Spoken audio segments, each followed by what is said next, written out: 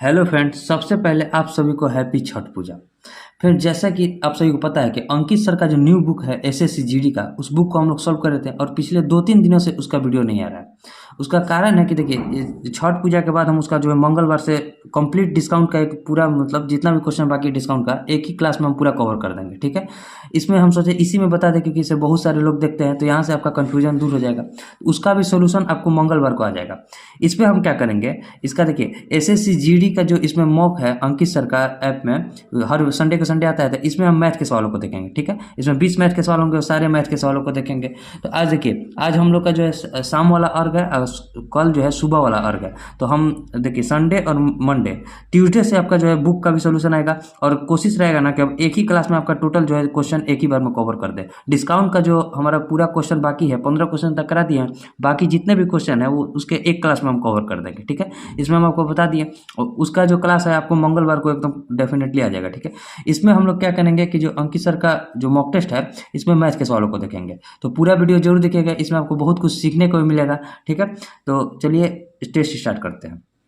इसमें देखिए, इससे पहले जितना भी मॉक हुआ है उसका हम सॉल्यूशन करा दिए हैं। अगर आपने वीडियो नहीं देखा है और कोई भी क्वेश्चन में आपका दिक्कत हुआ होगा तो आप यहाँ से जाकर उसका सॉल्यूशन देख सकते हैं। ठीक है, इसमें हम 19 नवंबर को यानी कि आज ही के दिन जो संडे को मॉक उपलब्ध है इसमें हम मैथ के सवालों को देखेंगे। तो अगर देखिए वीडियो आपको अच्छा लगेगा तो शेयर जरूर कीजिएगा ताकि और लोगों के पास पहुंच सके, जितने भी लोग एसएससी जीडी के जो है एसएससी जीडी की तैयारी कर रहे हैं। ठीक है, अब इसका कुछ दिन बाद फॉर्म भी आ जाएगा, 24 नवंबर से फॉर्म भी स्टार्ट हो जाएगा। कितना वैकेंसी आता है उसी में सब टोटल पता चला जाएगा। ठीक है, अब देखिए इसमें 4 सेक्शन हम चुन लेते हैं।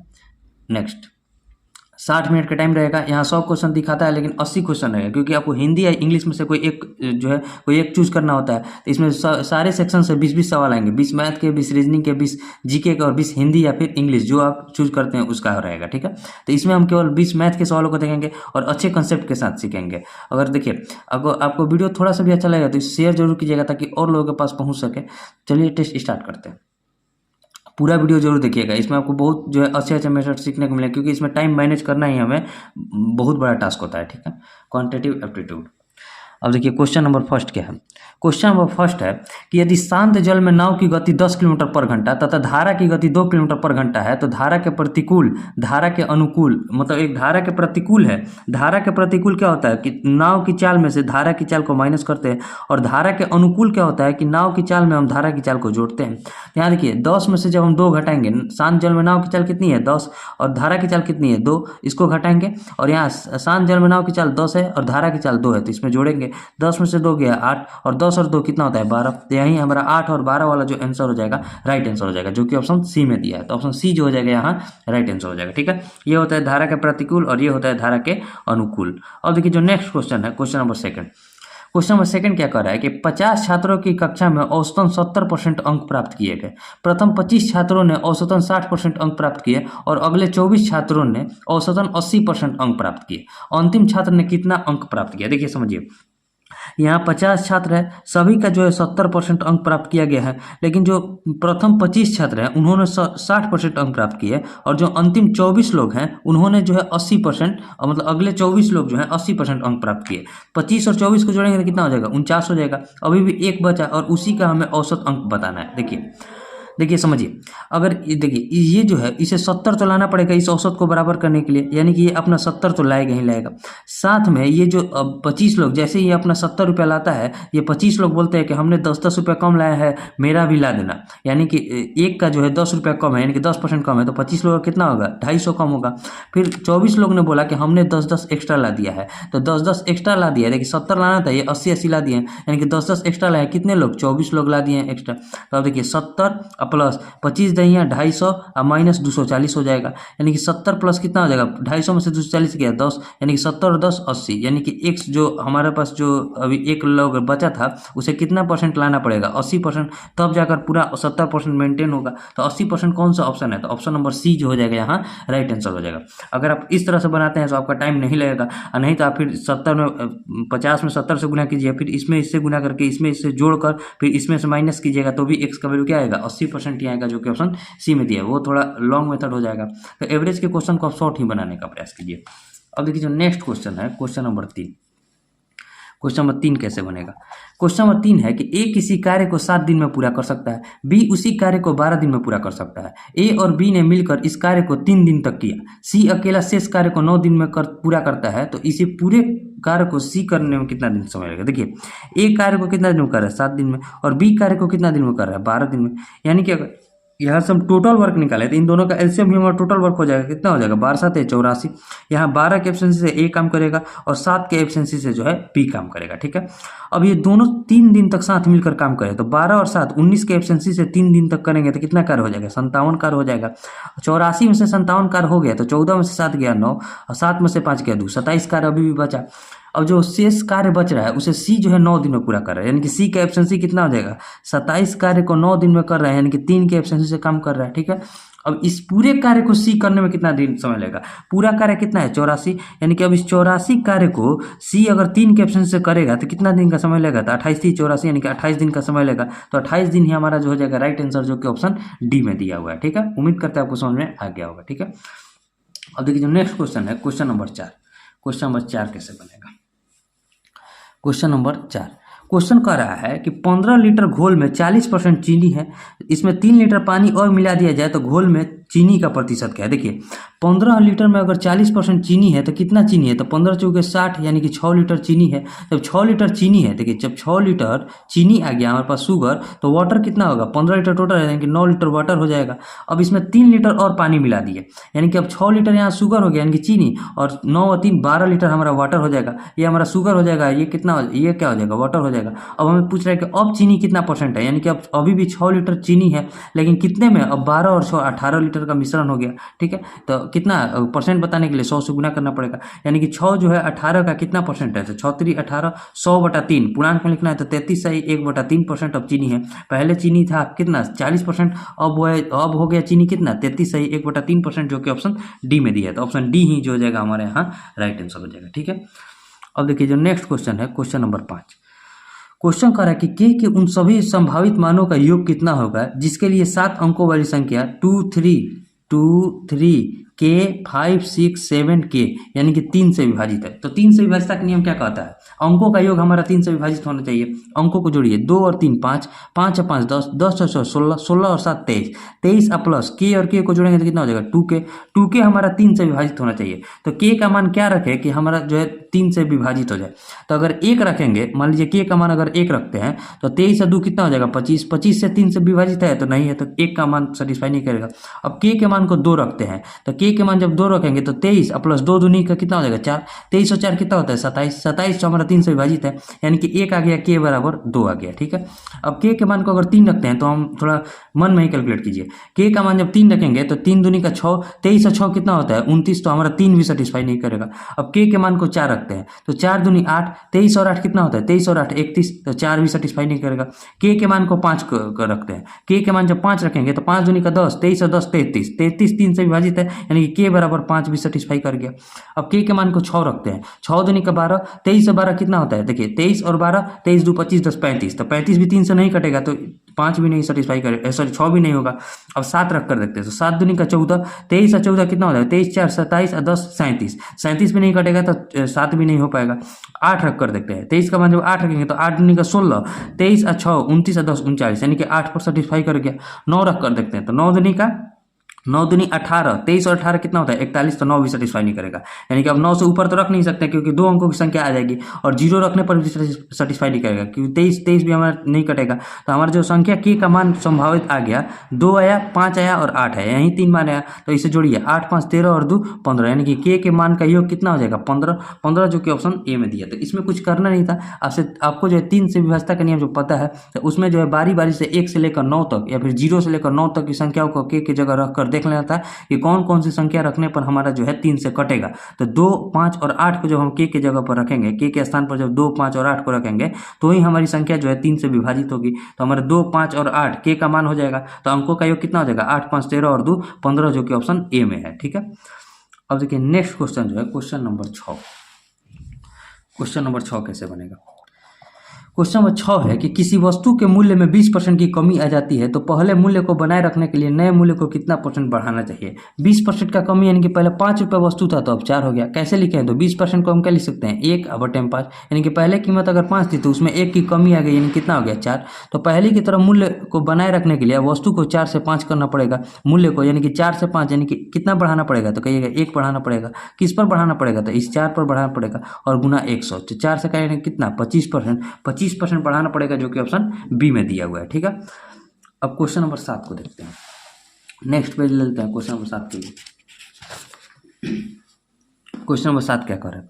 क्वेश्चन नंबर 7 है कि किसी विद्यालय के में कक्षा 10 के 3 सेक्शन में छात्रों की संख्या का अनुपात 3:5:8 है। ठीक है, उसमें तीनों सेक्शन में क्रमशः 15, 30 और 15 अधिक छात्र दाखिल हुए तो नया अनुपात कितना हो गया 4:7:9 हो गया। तो नए दाखिले से पहले छात्रों की कुल संख्या देखिए 8 से 9 कितना बड़ा है 1 बड़ा है, 5 से 7 कितना बड़ा है 2 बड़ा है और 3 से 4 कितना बड़ा है 1 बड़ा है। यानी कि 1 का वैल्यू किसके बराबर है 15 के, 2 का वैल्यू किसके बराबर है 30 के जो कि क्वेश्चन में दिया है, और इस 1 के वैल्यू किसके बराबर है तो 15 के। यानी कि कहीं ना कहीं यहाँ 2 का वैल्यू जब 30 के बराबर है तो यहाँ भी 1 का वैल्यू किसके बराबर हो जाएगा, यानी कि 1 का मान जो है 15 के बराबर है। तो हमसे पूछ रहा है कि नए दाखिले से पहले छात्रों की कुल संख्या, तो छात्रों की कुल संख्या नए दाखिले से पहले ये होगी 8, 5, 13 और 3 15 का मान पूछ रहा है, और 1 का 8, 5, 13, 13 और 3 16 का मान पूछ रहा है, और 1 का वैल्यू किसके बराबर है 15 का। तो 16 × 15 कितना हो जाएगा 16 5 80, 16 × 16 और 8 24, यानी कि नए दाखिले से पहले 240 छात्र थे। 240 छात्र कौन सा ऑप्शन में, तो ऑप्शन नंबर डी जो हो जाएगा यहाँ राइट आंसर हो जाएगा। ठीक है, अब क्वेश्चन नंबर 8 को देखते हैं। क्वेश्चन नंबर 8 कैसे बनेगा।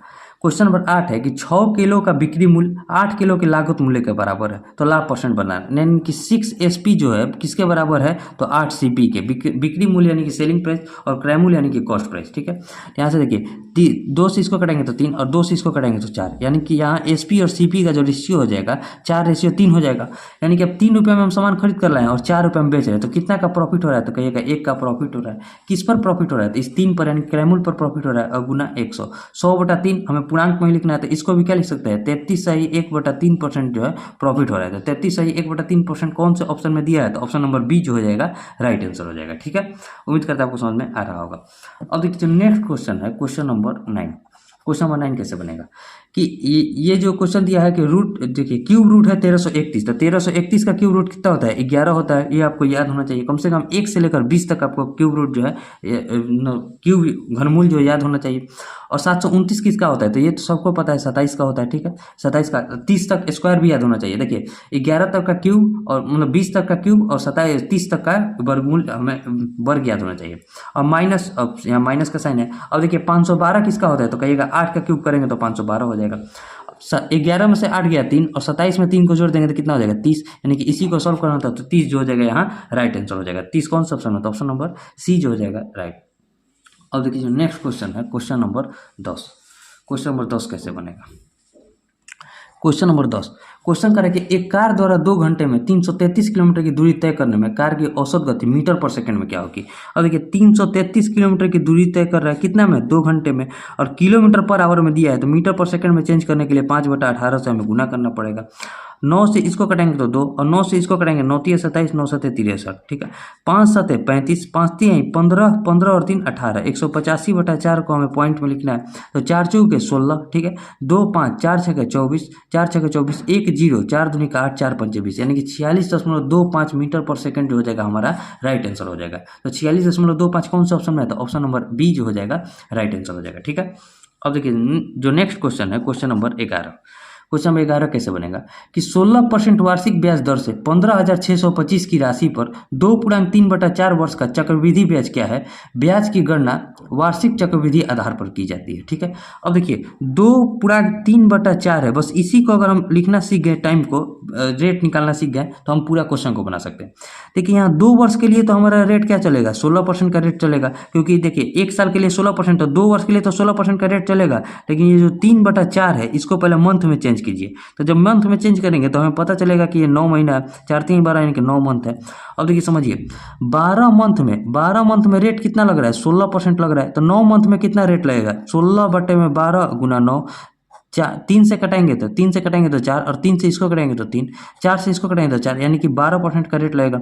9 मंथ के लिए क्या लगेगा 12%, यानी कि 2 बार जो रेट चलेगा हमारा 16% का चलेगा, और 1 बार जो रेट चलेगा हमारा 12% का रेट चलेगा, क्योंकि 3/4 है, 3/4 ईयर को पर रेट क्या चलेगा 12% का रेट चलेगा, जो कि आप यहाँ से समझ गए होंगे। ठीक है, अब देखिए हमें क्वेश्चन को बनाना है। इसे रेशियो मेथड से बनाइए, आसानी से बन जाएगा। 16% को हम क्या लिखेंगे 4/25 लिखेंगे, यानी कि पहले 25 रुपया था तो अमाउंट कितना हो गया 29 रुपया हो गया। ये हमारा प्रिंसिपल है और ये हमारा अमाउंट है। फिर 16% का एक और रेट लगेगा तो 25 से 29 हो जाएगा, और अब 12% लगेगा तो 12% को क्या लिखेंगे 3/25, यानी कि अब 25 रुपया रेट है तो कितना हो जाएगा 28 रुपया अमाउंट हो जाएगा। इन तीनों को गुना करेंगे तो कितना हो जाएगा 25 25 625, 625 में 25 से गुना कीजिए, 25 पंजे 125, 25 दूनी 50, 50 और 12 62, 25 छः का 150 और 16 156, 15,625 के बराबर आ गया, जो कि 15,625 हमारा क्वेश्चन भी दिया, तो हमारे लिए बहुत आसान हो गया।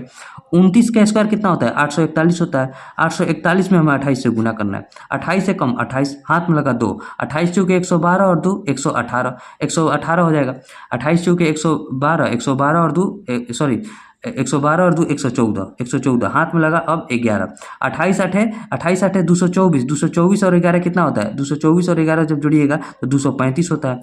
अब ये देखिए जब इन तीनों को गुना किए तो 23,548 आया, और इसको गुना किए तो 15,625 आया।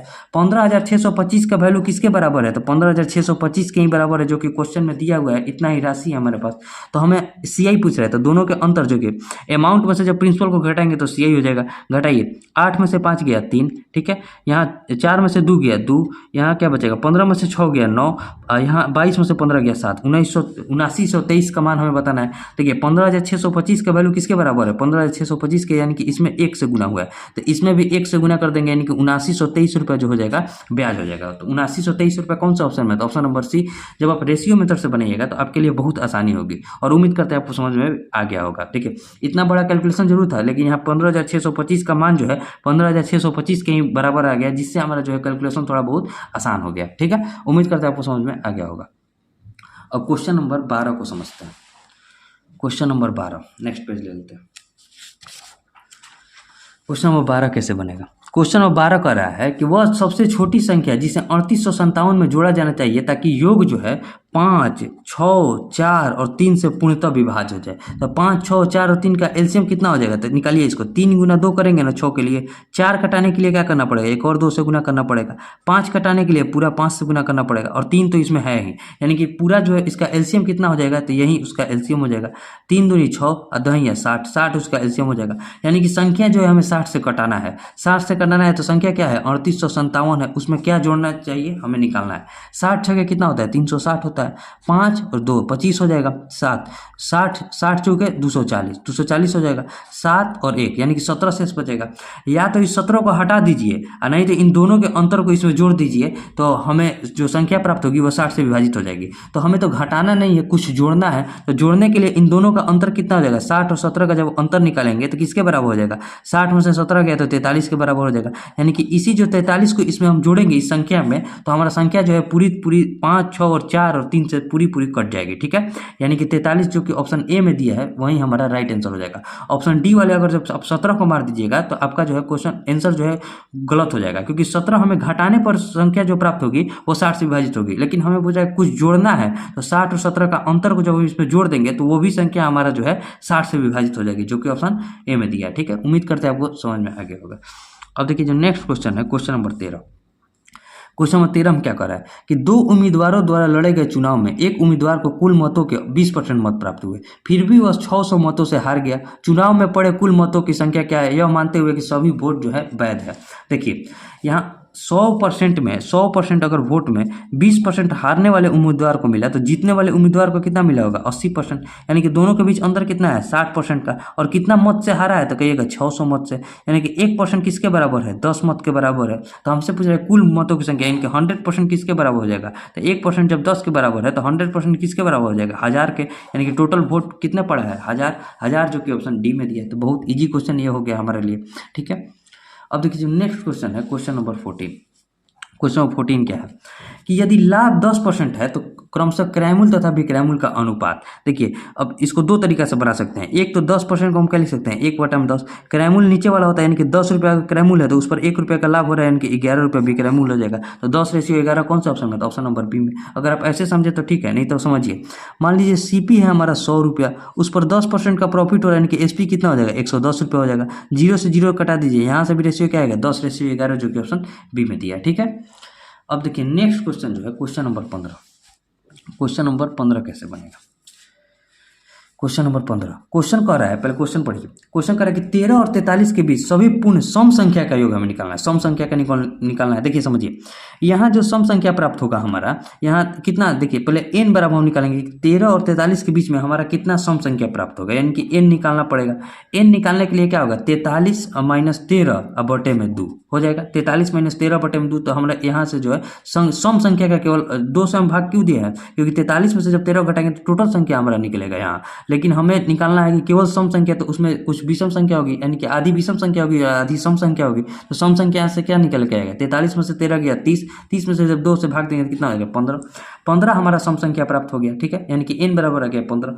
यानी कि प्रथम पद अगर हम a बराबर निकाले, हम संख्याओं का योग निकालना है, तो a बराबर क्या हो जाएगा, तो प्रथम पद होगा सम संख्या में 13 के बाद क्या आएगा, 14। 14 ही जो संख्या होगी वो प्रथम पद होगी, जो कि सम संख्या होगी। और अंतिम पद यानी कि an हम निकालना चाहें तो वो हमारे जो हो जाएगी 43 से कम कौन सा सम संख्या होगा, तो 42। यानी कि हमारे पास an आ गया 42, a आ गया 14, n आ गया 15। तो अब हमें संख्याओं का योग यानी कि एसएन निकालना है। एसएन क्या होता है, n/2 into a plus an होता है। ठीक है, प्रथम पद और अंतिम पद को जोड़ने पर और संख्या में 2 से भाग देने पर हमारा टोटल संख्याओं का योग निकल जाता है। ये फॉर्मूला आप शायद 10th में पढ़े होंगे, एपी में, एपी जीपी जब आप पढ़ेंगे समानांतर श्रेणी गुणोत्तर श्रेणी, तो समानांतर श्रेणी का ये फॉर्मूला होता है संख्याओं के योग निकालने का। ठीक है, अब n का मान आ गया है 15, 15/2 लिखेंगे।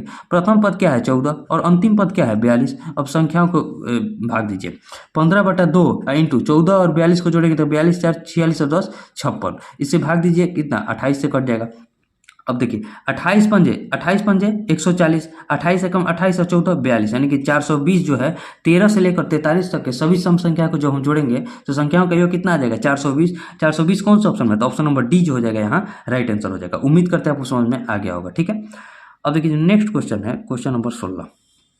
क्वेश्चन नंबर 16 कैसे बनेगा। क्वेश्चन नंबर 16 क्वेश्चन पढ़िए कि 45 खंभे एक सीधी पंक्ति में इस प्रकार खड़े हैं कि कोई भी 2 क्रमागत खंभों के बीच की दूरी समान है। ठीक है, एक कार 72 किलोमीटर/आवर की गति से चलने पर पहले 10 खंभे तक पहुंचने में 18 सेकंड का समय लेती है। तो 10वें खंभे से 31वें खंभे के बीच की दूरी बताना है। देखिए आप समझिए, मान लीजिए यहाँ 5 खंभा है, तो 1 2 3 4 5, समझिएगा।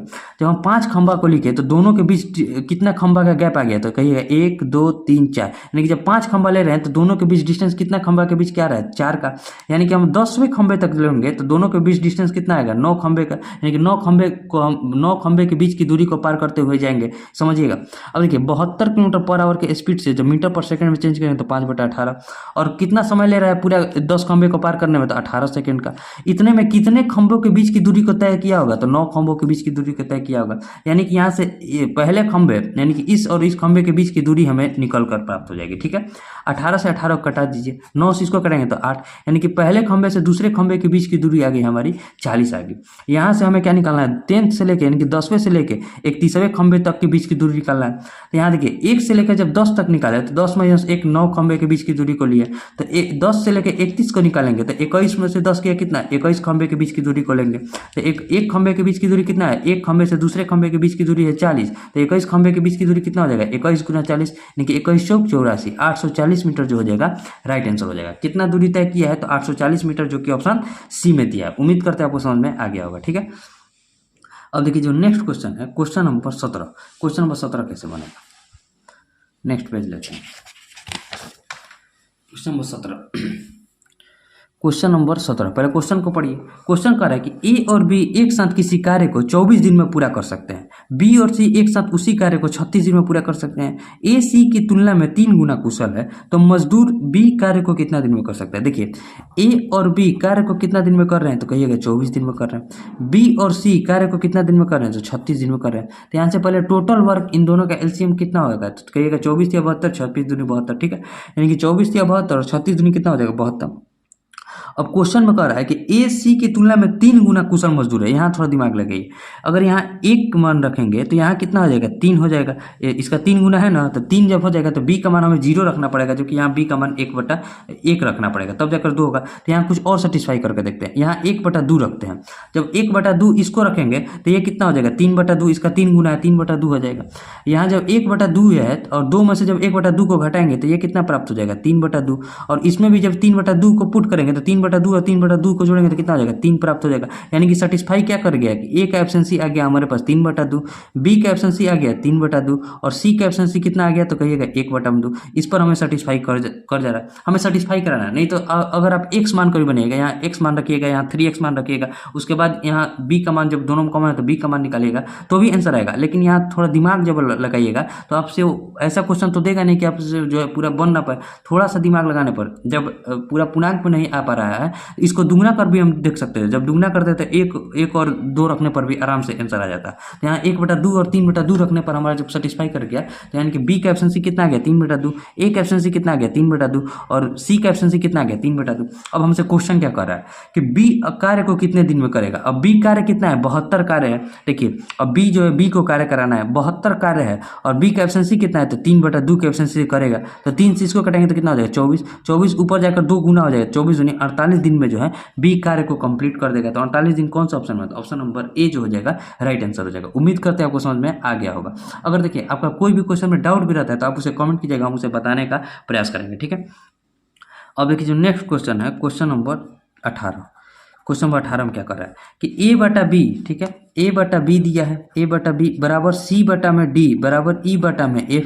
अब बराबर किसके है, तो 2/5 है। तो यहाँ से हमें क्वेश्चन करेंगे 5a + 3c + 2e रेशियो में 5b + 3d + 2f का मान हमें बताना है। देखिए इसमें कुछ नहीं, इसमें जो a का मान यहाँ 2 रखना है, c का मान 2 रखना है, e का मान 2 रखना है। जो ऊपर में है उसका ऊपर वाला वैल्यू, जो नीचे में है उसका नीचे वाला वैल्यू रखना है। तो देखिए पहले a, c और e है, यानी कि सभी जगह 2 का मान रखना है। तो 5 × 2 प्लस 3 × 2 प्लस 2 × 2। अब बटे में जो हो जाएगा रेशियो यानी कि बटा 5 × b यानी कि 5 × 5 प्लस कितना 3 × d यानी कि 3 × 5 प्लस 2 × f यानी कि 2 × 5 हो जाएगा।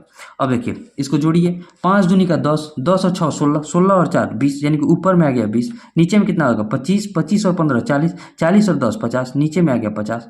दोनों का रेशियो कितना हो जाएगा 2:5, 2:5 जो हो जाएगा हमारा राइट आंसर हो जाएगा। तो 2:5 कौन सा ऑप्शन, तो ऑप्शन नंबर ए जो हो जाएगा राइट आंसर हो जाएगा, ठीक है। अब आखिरी के 2 सवाल बचे होंगे, आखिरी के 2 सवाल को देखते हैं, क्वेश्चन नंबर 19 और क्वेश्चन नंबर 20। क्वेश्चन नंबर 19 कैसे बनेगा, क्वेश्चन नंबर 19 कर रहा है कि 40 पाई सेंटीमीटर परिधि वाले वृत्त को क्रमशः क्षेत्रफल और व्यास हमें ज्ञात करना है। देखिए वृत्त का परिधि कितना होता है, 2πr होता है। इसका मान किसके बराबर दिया है, तो 40 पाई के बराबर दिया है। पाई से पाई कटा दीजिए, 2 से इसको काटेंगे तो 20 यानी कि r बराबर आ गया 20। यहाँ से जब हम d निकालेंगे तो कितना हो जाएगा, इसका दुगना होता है यानी कि d बराबर आ गया 40। हमें व्यास निकालना था और क्षेत्रफल निकालना था। क्षेत्रफल क्या हो जाएगा, πr² होता है वृत्त का क्षेत्रफल। तो पाई × r की जगह क्या लिखेंगे 20, 20 का स्क्वायर कितना हो जाएगा 400 पाई। अब देखिए हमें आंसर क्या लिखना है, पहले क्षेत्रफल को और बाद में 40 यानी कि डी को, यानी कि आंसर क्या हो जाएगा 400 पाई और 40। यही हमारा राइट आंसर हो जाएगा, जो कि ऑप्शन किस में दिया है, तो देखिए ऑप्शन बी में 400 पाई और 40 है, ऑप्शन सी में 40 और 400 पाई। तो ऑप्शन बी वाला जो हो जाएगा राइट आंसर हो जाएगा, जो कि हमारा इस फॉर्मेट में है। पहले क्षेत्रफल को लिखना था, फिर व्यास को लिखना था। तो 400 पाई और 40 कौन सा ऑप्शन है, तो ऑप्शन नंबर बी जो हो जाएगा राइट आंसर हो जाएगा, ठीक है। अब देखिए जो नेक्स्ट क्वेश्चन है, क्वेश्चन नंबर 20। क्वेश्चन नंबर 20 में क्या कर रहा है, क्वेश्चन नंबर 20 है कि 4 सेंटीमीटर त्रिज्या वाले धातु के गोले को पिघलाया जाता है और प्रत्येक 0.4 सेंटीमीटर व्यास की छोटी छोटी गोलाकार गेंदों के रूप में ढाला जाता है। बनने वाली छोटी गेंदों की संख्या, यहाँ दोनों जगह आयतन बराबर होगा, यानी कि पहला वाला का आयतन 4/3 पाई r³ बराबर किसके होगा, तो 4/3 पाई r³ के, यानी कि छोटे के, और इंटू n जितना गोली बनेगा उसके बराबर होगा। यहाँ 4/3 पाई से 4/3 पाई को कटा दीजिए। r की जगह क्या लिखेंगे 4 × 4 × 4, और यहाँ देखिए 0.4 सेंटीमीटर व्यास है, तो इसका त्रिज्या कितना हो जाएगा 0.2 सेंटीमीटर इंटू 0.2 सेंटीमीटर और इंटू 0.2 सेंटीमीटर इंटू n। हमें n का वैल्यू निकालना है। n बराबर कितना हो जाएगा, तो 4 × 4 × 4 अब बटे में 2/10 इसको लिखेंगे, फिर इंटू 2/10 और इंटू 2/10, ठीक है। 2 दूनी 4 कट जाएगा, इस 2 से इस 2 को कटा देंगे, ऊपर में आ जाएगा 8 और नीचे से जो 3 0 है वो ऊपर में इसी पर गुना हो जाएगा, यानी कि 8000 जो है छोटी छोटी गोलियां बनेगी। तो 8000 कौन सा ऑप्शन है, ऑप्शन नंबर ए। देखिए आपको पूरा समझ समझाते हुए हमने लगभग आधे घंटे से भी कम समय में पूरा समझा दिया, और उम्मीद करते हैं आपको सारे क्वेश्चन समझ में भी आए होंगे। कोई भी क्वेश्चन में डाउट रहता है तो उसे भी कमेंट कीजिएगा, ठीक है। अब इसे हम टोटल 20 क्वेश्चन बन गया, अब इसे हम सबमिट कर देते हैं। Submit, view result. देखिए अभी तक 3955 लोगों ने इस टेस्ट को दिया है, और आज देखिए फाइनल मैच भी है और छठ पूजा भी है, तो आज यहीं तक हमारा जो है केवल जीडी का ही आज मॉक टेस्ट आएगा। और आपको बता दिए कि बुक का जो सोल्यूशन है आपका मंगलवार से रेगुलर हो जाएगा, ठीक है। उम्मीद करते हैं आपको सारे क्वेश्चन समझ में भी आए होंगे। अगर आपको वीडियो अच्छा लगेगा तो इसे शेयर जरूर कीजिएगा ताकि और लोगों के पास पहुँच सके। अब मिलेंगे नेक्स्ट वीडियो में, तब तक के लिए जय हिंद।